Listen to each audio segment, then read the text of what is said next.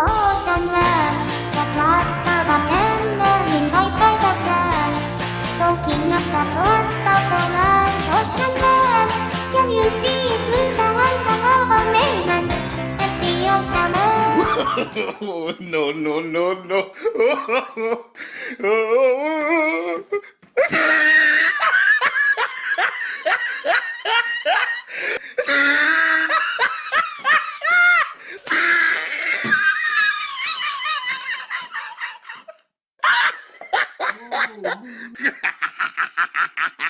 Oh, he tried it.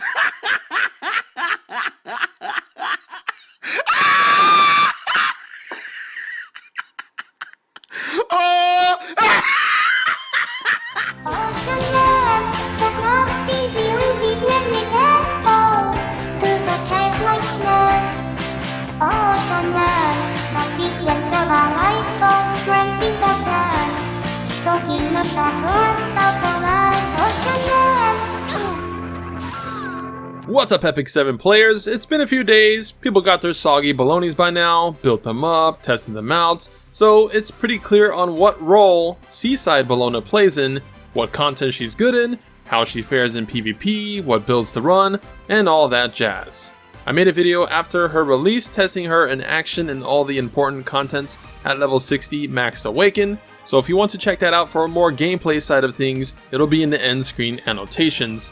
But I'll say the final verdict ahead of time, she's definitely a great unit when built right in all content, for all player levels, and you should definitely try to get her before her limited banner ends on August 14th. So for those that do get her, welcome to my guide for Seaside Bellona. Seaside Bellona, aka SS Bell, is a limited water ranger and actually the only character in the game to come with this set piece. So that's cool. She comes with a rock to lean on and be smug. So you not only get Bellona for 121 summons, but you also get a rock. Wow, much value. She is a balanced hero stat-wise, that is decent attack, speed, and bulkiness, and even comes with some effectiveness to help land her debuffs. Now initially, it looks like she will play the debuffer role, right? But the reality is, she's not. Her main use, her prime attraction, is her counter-attacking S2. It effectively turns her into an ML Ken, except it being like if ML Ken did his S3 every counter-attack instead. She's basically that, with less damage and bulk, but still very annoying to attack. So I would put her on ML Ken tier, which is basically a tier below the toppest used units in the game. She's a plug-and-play water sub DPS that will be good in any content you put her in, so long as they don't penalize debuffs and aren't grass types. To find out why she's getting this praise from me, we gotta cover skills. Skill 1. Attacks one enemy with a 60% chance to target them for 2 turns. 75% chance at max investment. The target debuff makes the enemy take 15% increased damage from attacks and lowers their evasion chance, which is great against ML Cartuja teams or in PvE, Carcanis from Raid. Otherwise, nothing spectacular, generates 1 focus on use. Skill 2, passive skill, shares 30% damage she would take and instead transfers it to a hero in the lead spot.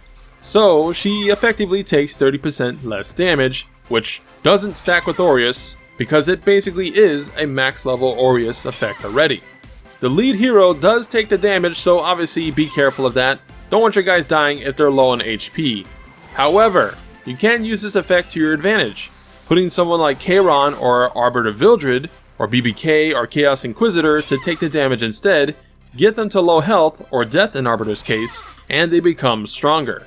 Likewise, a Water Origin user, if the shared damage exceeds 20% of their life, will trigger if someone hits SS Bell hard, pushing up that Soul Weaver for a potential healing, like Weakling Destina.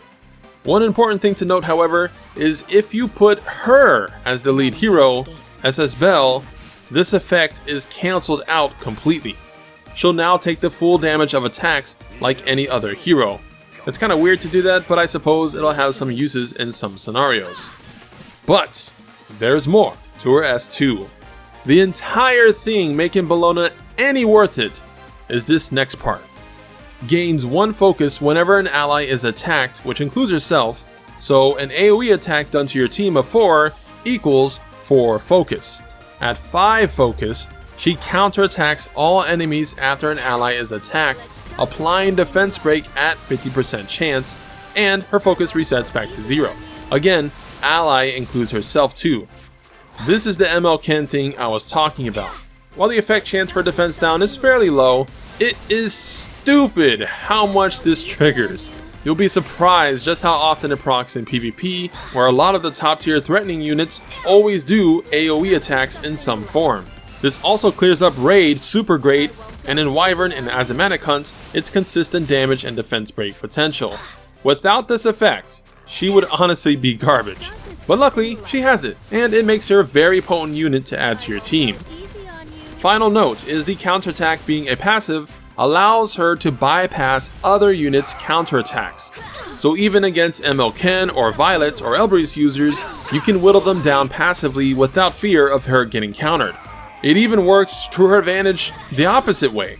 If she attacks with S1 and Elbrus procs from someone else, and the Elbrus guy attacks her, she can actually counterattack right after that Elbrus counterattacks her, and then you do AoE, and then they're dead. They're dead. So, very powerful skill, but we have one last skill to cover, so let's go. Skill 3 calls forth attacking all enemies and applying unhealable and unbuffable at 85 to 100% chance, 4 turn cooldown at max investment. And soul burn costs 20 souls to ignore resistance. This skill is great for shutting down Carmens, Fallen CCs, Dienas, Angelicas, etc. in PvP, and it has its uses in PvE as well, and with ignore resistant soul burn, you're basically guaranteed to apply them if you choose to soul burn it. However, there's one giant problem: immunity buff. Immunity set basically makes this skill useless as a lead attack. So you'll need a stripper that's faster that can rid the set bonus in order for this skill to have much impact aside the generic AoE damage.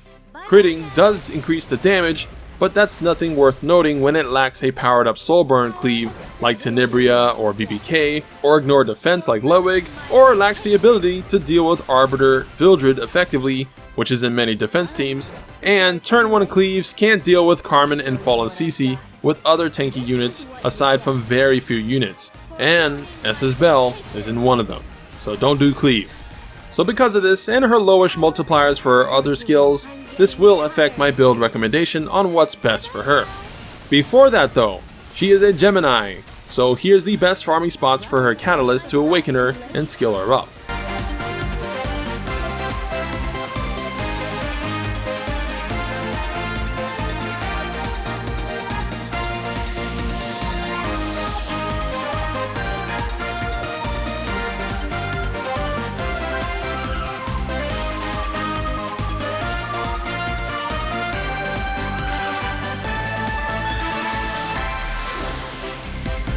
Moving on to builds, I believe there's only 2 routes that will maximize her to the fullest. One for high-end players and one for new or mid-range players that pull SS Bell. My sentiments carry over from the last video. I think her best build, if you can gear for it, is a Bruiser type build. This is the high-end route catered to PvP. Here's my SSB, which can still use improvement, but it's definitely the direction I find most useful.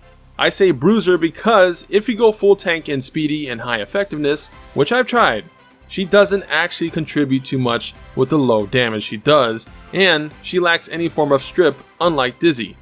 Again, her main use is the S2 counter, but that's dependent on your enemy attacking you, not so much her doing anything, and again, her being fast is a waste since you need strip to counter immunity in Challenger and higher.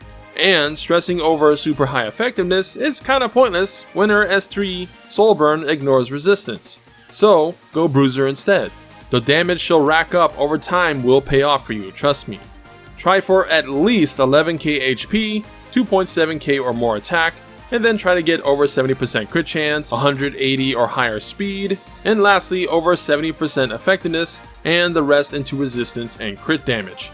This build is for the long battles. You can't make her too weak because she'll get one shot by Baiken, nor too slow because her S3 is wasted, nor lacking any effectiveness because you want that defense break and unhealable and unbuffable when you can, so you want to be in the middle of a pure damage build and a tank build. More so towards the damage side a bit, if only because she shares 30% of the damage anyways to someone. If you can meet these benchmarks, and honestly, surpass them if you can, as I'm kinda lowballing a bit, you'll be very impressed with her performance in most matchups. This build is really great in longer stally comps, and it provides consistent damage and defense break for your AoE DPS to really go ham. Arbiter Vildred. Consider immunity set if you don't want to be hindered by dizzy leads and want to debuff turn 2. Alternatively, try out my Weakling Destina build or use a fast cleanser in general to deal with dizzy.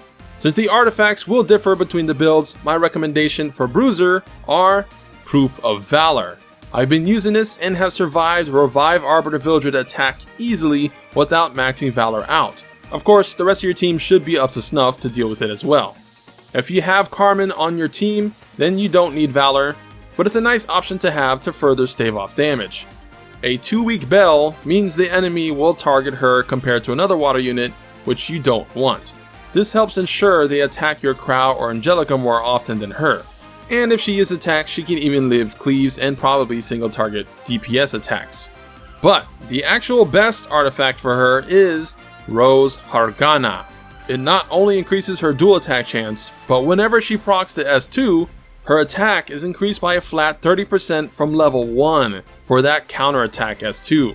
So this artifact is the best one if you got Carmen on a team already for that extra defense. Again, her primary damage is coming from S2, so this really racks it up and you don't even need to max it out to get the best effect from it. The second build is a pure damage one.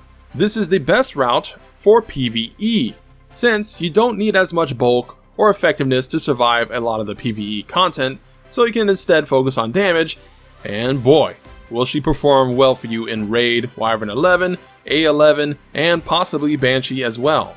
I would say at minimum, get 9k HP just for safety. Speed, forget it for the most part. It's nice, but not necessary. If you wanted it though, I would say 160 is a nice balance if you wanted, but it likely means you're wasting attack boots or attack or crit damage set to get her to that much speed, so I don't recommend it. She'll proc counter easily enough without taking any turns, so you don't really need speed. After damage, get 55% effectiveness, and you're Gucci. Artifacts. Rose Hargana is still great here, but Joker is probably going to be better for Abyss and Hunt 11s, and probably Raid as well.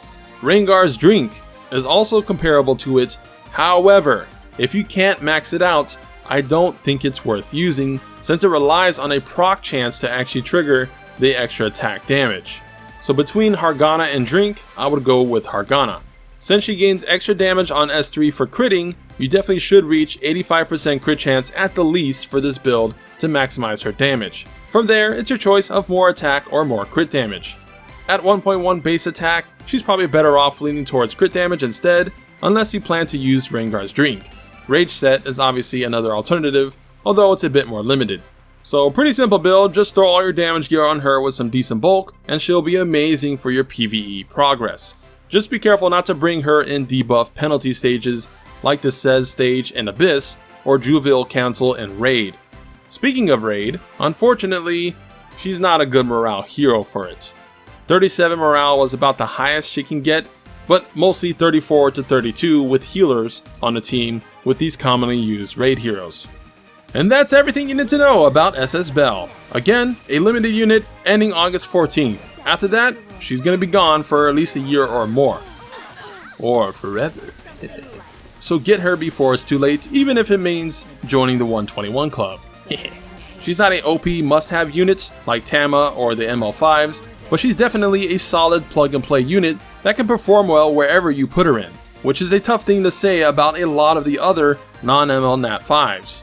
Her anti-heal is great against some Abyss bosses and the Spider boss in Hell Raid. And worst case scenario, she makes a nice farmer.